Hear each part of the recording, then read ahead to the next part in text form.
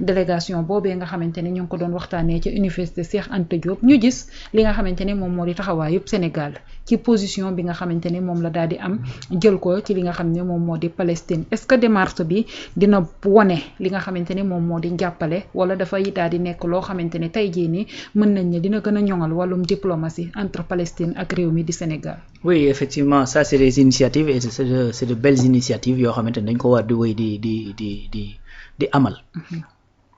xam nga Sénégal en vérité peuple sénégalais bi maanaam Palestine la ñu àndal ak Iran n'est-ce pas. Donc c'est pas la première fois que ma koy wax xam nga keroog bi nga xamante ni toog nañ naan état du Sénégal dafa war a def communiqué état du Sénégal dafa war a def communiqué après effectivement biñ ci waxtaanee ma ne état du Sénégal mën na def communiqué mais bis buy def communiqué day soutenir day dénoncer li Israël di def mais effectivement il faut que mu am benn position bu nuancée parce que en vérité l'état n'est pas musulman, l'état est laïque, loolu mooy dëgg donc booy soutenir wala ngay bañ a soutenir doo soutenir au nom de la religion mais li wér te wóor mooy que ni Sénégal dans son entièreté c'est-à-dire nous sommes derrière le peuple palestinien te loolu mooy dëgg li tax ñu nekk derrière le peuple palestinien parce que ay mbokki jullit ñoo fa ne deux mooy parce que dafa am injustice bu extraordinaire boo xamante ni dafa am foofu nga xamante ni à la limite un étranger moo ñëw ci suuf soo xamante ni fekk fa ñoo xamante ni seeni maam ñoo leen ko fa bàyyi nga jaay leen doole yii nga nangu leen ñii nga rey seeni maam ñii nga rey seeni baay ñii seeni yaay ñii seeni doom et cetera jàpp bande de Gaza def ko ni ñu koy def donc c'est-à-dire raser ko un jour fii maa ngi day wax ne j'ai lu ci benn article de boo xamante ni c'est benn consortium de journalistes boo xamante moo def enquête di wax ne 377 000 disparus xam nga loolu c'est extraordinaire parce que dañoo raser effectivement cet espace là pourquoi juste parce que bëgg nañu nangu suuf yooyu ci loxo ñi nga xamante ni seen maam ñoo leen ko fa bàyyi donc loolu c'est-à-dire métit googu rek boo dee nit rek di humaniste effectivement war na laa mën a interpeller mais au-delà de tout ça Sénégal daf ci am une responsabilité intrinsèquement nag xam nga responsabilité bi mooy lan mooy que ni depuis 1975 Sénégal moom mooy diriger comité bi nga xamante ni moom mooy dox ci le respect des droits inaliénables du peuple palestinien depuis 1975 Sénégal moom mooy présider comité boobu maa ngi la doon rappeler la dernière fois que ni Yasser Arafat mi nga xamante ni moom moo doon jiite li nga xamante ni mooy OLP dafa amoon passeport diplomatique sénégalais donc ce qui veut dire que ni relation bi du tey Sénégal également yàgg naa xeex ngir effectivement jàppale Palestine ñu mën a di respecter seeni àq ak seeni yelleef ngir violence bi nga xamante ne moom la Israël di exercer ci seen kaw mën a dakk donc peuple sénégalais bi nag bu ñëwee di dox ci loolu deful lu dul confirmer la nga xamante ne moom la état du Sénégal di def wan ko carrément que ni le peuple est solidaire à la mission bi nga xamante ne moom lañ la dénk parce que c'est vrai que Sénégal du pays bu rëy du puissance ci àddina bi certes mais au moins de façon symbolique dañoo war a taxaw jëmmal li nga xamante ni mooy jàppale gi nga xamante ne war nañ koo jàppale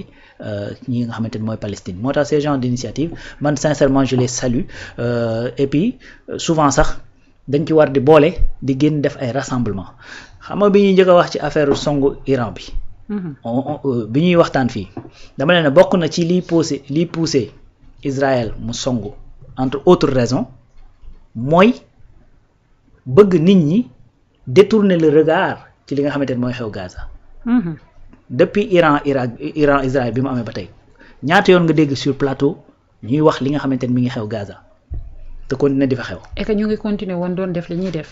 arrêté wuñu daanaka nit ñi dañoo fàtte parce que ñu gars yi dañoo concentré wu ci cessez-le-feu bi nga xamante ne war naa am entre Iran ak Israël parce que li leen gënoon tiital mooy escalade nucléaire bi. mais en ce même moment Israël était en train de continuer li nga xamante ni mooy génocide bi nga xam moo doon am fële au niveau de la bande de Gaza donc loolu également il faudrait pas qu'on tombe dans ce piège il faut qu'on continue effectivement à communiquer ci li nga xamante ne mooy xew foofu di ci wax ba nit ñi effectivement bañ a détourner le regard ci li nga xamante ne moom mooy xew fële ci bande de Gaza bi parce que encore même su fekkoon dañoo arrêté ba mu am cessez-le-feu mais catastrophe humanitaire moo am foofu des centaines des millions de personnes yoo xamante ni ñu ngi ci mbedd bi. on peut même dire ab génocide moo fa. mais génocide la loolu kay loolu c'est établi. loolu c'est établi loolu ku waxul ce mot là rek c'est parce que da ngaa far ak Israël wala nga bokk ci ay partenaires am.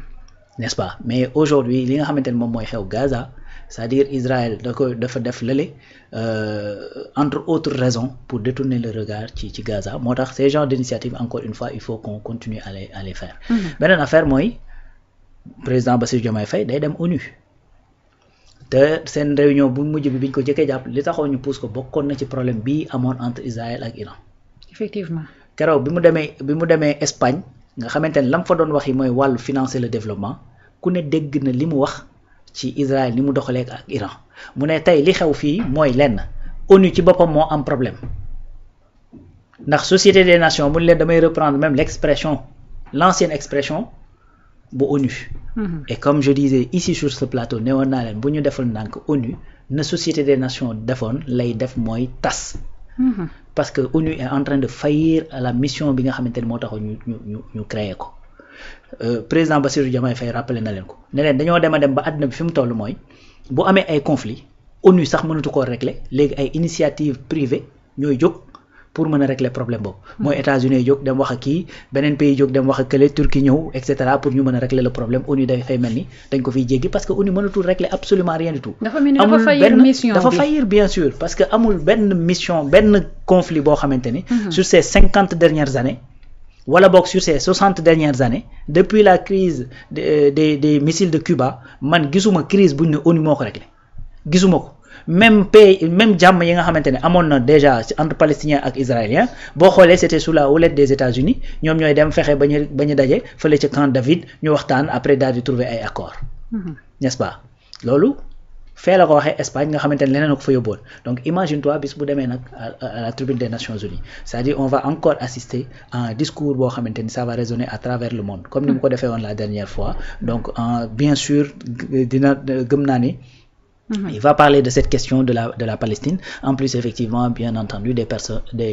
questions yi nga xamante ne moo ñu soxal actuellement muy sunu wàllu développement ak yu ni mel mais la question de la Palestine c'est une question boo xamante ne dañoo war a jàkkaarloog moom jàkkaarloog Israël mi nga xamante ne mooy l'agresseur wax ko ñetti dëgg mu dellu effectivement buñ ko mënta génne foofu parce que loolu mënatul nekk delloo ko ci les frontières de 1948. lan moo tax ay sanctions mënta am Alaaji Rawaan boobaak léegi ka fa daal di nekk mu nga nekk di buur di bumi di songu fa nga xamante ne moom moo di ca Palestine ñu koy jooy noppeeguñu mu dem songu ci Iran pendant tout ce temps mu mel ni dafa am benn mbalaan buñ ko daal di muur ne ko del def di dindi. waaw parce que en fait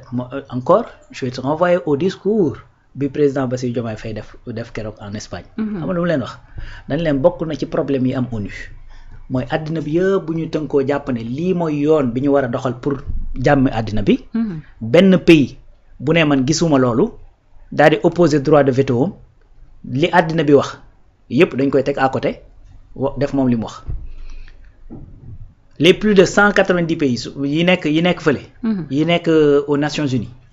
c'est-à-dire ñoom ñëpp bu ñu d'accordee ci ne dañoo war a sanctionner Israël États-Unis bu ne du ci dal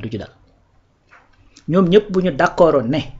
dañuy sanctionner n'importe quel autre pays Russie ne du ci dal parce que y a 5 pays yoo xamante ne ñoo nekk foofu am droit de veto mais en 2025 c'est une aberration loolu xel mënu ko nangu. c'est-à-dire ce droit de veto ci boppam la ñu war a tëbal de foofu noonu ca ONU. N'est-ce pas? Conseil de sécurité bi imagine-toi 15 membres conseil de sécurité combien de fois nga dégg casque bleu en Afrique combien de fois? bari na aucun pays africain dafa amul siège foofu bu permanent. benn pays africain Sénégal li muy envoyé ci ay casque bleu bari na Alaaji Rawaan. te amul c'est-à-dire bu ñu la convier da ngay ñëw pour assister mais amoo loo fay yàq ak loo fay defar. amul siège bu permanent ci conseil de sécurité bu Nations Unies parmi membres yi fa nekk ak Afrique ni nga xamante ne noonu la toll nga xamante ni d'ici 2050 on parle de continent bi gën a peuplé continent bi gën a riche ci sous-solam continent bi gën a jeune. continent bi gën a am ay perspectives de développement c'est-à-dire amul benn siège benn. boo xamante ni am na ko lool par contre France nga xamante ni maanaam xaw ma ils sont 60 millions xaw ma 70 millions. d'habitants dañ fa am loolu droit de veto États-Unis da ko am n'est-ce pas loolu c'est une aberration en 2025 c'est-à-dire pour man waruñu sax yokk limu ñi am droit de veto parce que su boobaa cacophonie rek lay gën a jur c'est-à-dire ce droit de veto la ñu war a faire sauter des États des Nations Unies nga xamante ni bés bu ñuy jël résolution ni ñu koy defee mooy bu majorité bi ne lii moo gën ci àddina bi ñu doxal loolu. n'est-ce pas donc loolu nag moom moo protéger Israël. parce que Israël n'importe quelle sanction bu ONU war a jël ci moom systématiquement c'est-à-dire sans même chercher à savoir États-Unis da koy bloquer. quelle que soit décision boo fa mënti jël jëmale ci Israël États-Unis da koy bloquer mais loolu moo tax Israël am benn impression d'impunité bi nga xamante ni moo am ci moom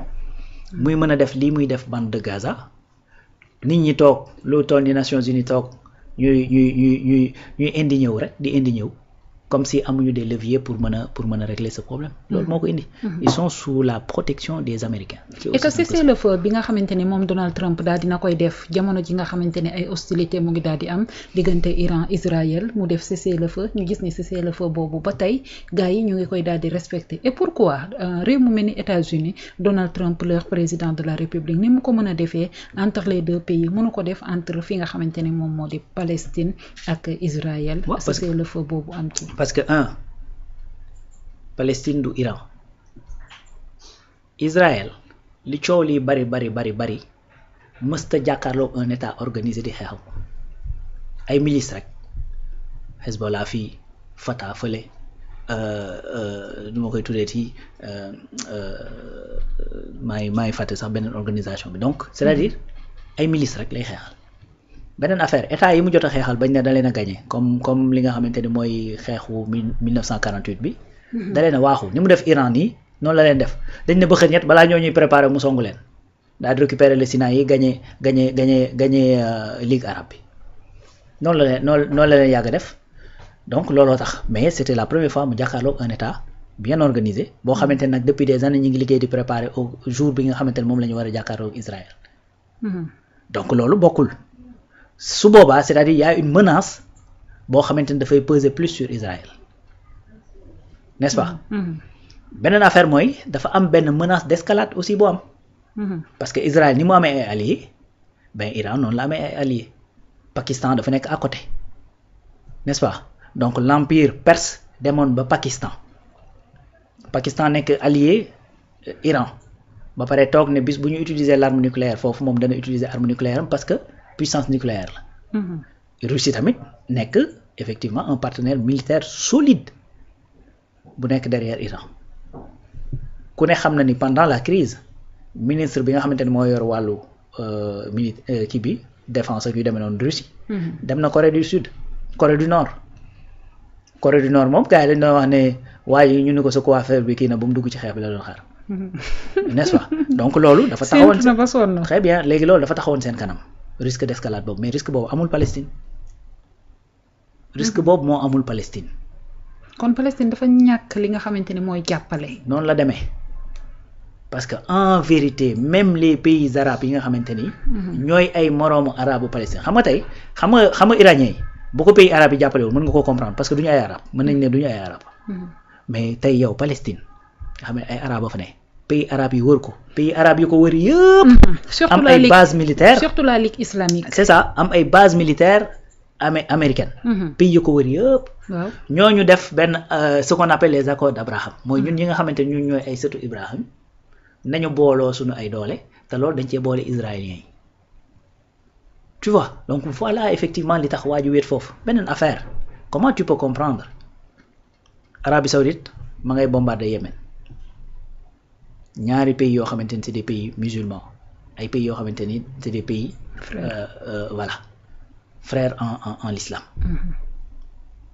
voilà ce qui se passe donc looloo tax jaxasoo boobu foofu am foofu léegi nag loolu américains yi ñëw surfe si daal di diviser pour mieux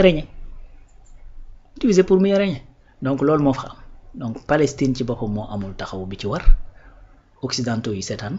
arabes yi seetaan Israël di def lu ko neex parce que veto États-Unis mi ngi derrière ku ko bëgg a teg sanction mu ne lu ci dal loolu moo may doole effectivement kii di Israël loolu nag pour mën ko dindi première chose à faire système de veto bi nekk Nations Unies la ñuy jël teg ko fële loolu mooy dëgg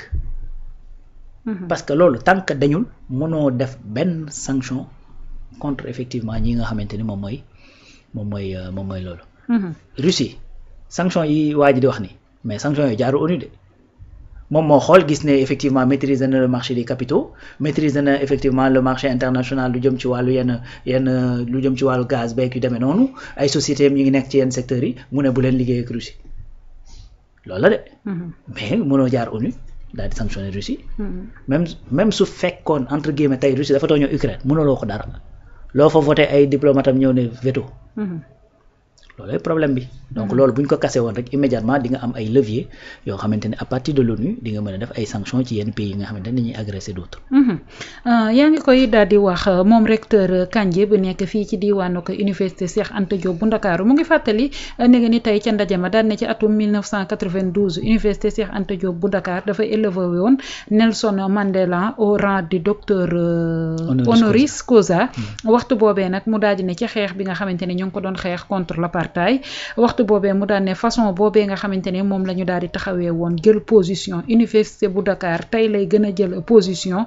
ci affiché wu soutien wam ak ñi nga xamante ne ñoom ñoo di waa Palestine mu daal di annoncé ab lancement boo xamante ne ni dina daal di jëm ci benn projet de conférence internationale boo xamante ni nee nañ dinañ ko daal di def waxtu boobu Alaaji Rawaan koo xamante ne moom moo daal di nekk représentant spécial bu secrétaire général bu ONU teewee woon ni ndaje mi ak ki nga xamante ne moom moo daal di jiite organisation de la coopération islamique di aussi teewee woon na li nga xamante ne ni moom moo di ndaje bi ak représentant bu état Palestine ak bu Nations Unies nege ni tey foofee ca diwaanu ko université Cheikh Anta Diop bu Ndakaaru ci teewaayu ko lenn ci ay ambassadeur ak ñi nga xamante ne ni ñoom ñoo di les représentants bu état bu Sénégal waxtaanee taxawaay bi nga xamante ne université bi fas yéene na kaa jël faire face li nga xamante ne ni